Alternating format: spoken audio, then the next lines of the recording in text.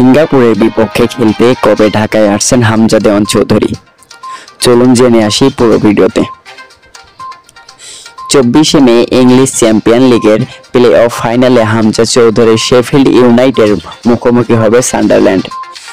এই ম্যাচ জিতলে আবার ইংলিশ প্রিমিয়ার লিগে খেলার সুযোগ মিলবে বাংলাদেশ এই তারকা মিডফিল্ডারের। আপাতত সেই ম্যাচের দিকে তাকিয়ে আছেন হামজার পুরো পরিবার।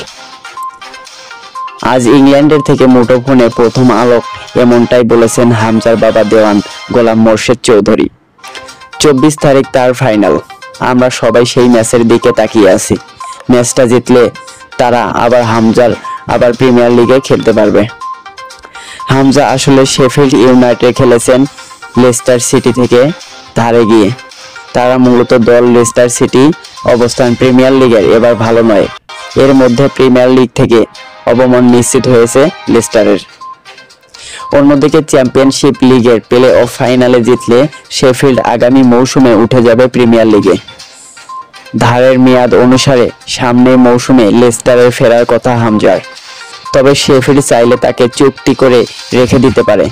সেই ক্ষেত্রে হামজা আগামী মৌসুমে আবার খেলতে পারবেন ইংলিশ ফুটবলের সর্বোচ্চ লিগে। 10 জুন ঢাকায় এশিয়া কাপ বাছাইয়ে সিঙ্গাপুরের বিপক্ষে খেলবে বাংলাদেশ জাতীয় ফুটবল দল।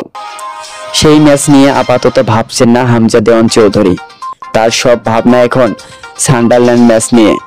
হামজার বাবা মোর্শেদ চৌধুরী বলেন, আসলে হামজা এখন সান্ডারল্যান্ড ম্যাচ নিয়ে ব্যস্ত। তার সঙ্গে ফোনে কথা বললেই ফাইনাল ম্যাচটা নিয়ে অনেক কিছু বলে, কারণ ম্যাচটা তার জন্য অনেক গুরুত্বপূর্ণ।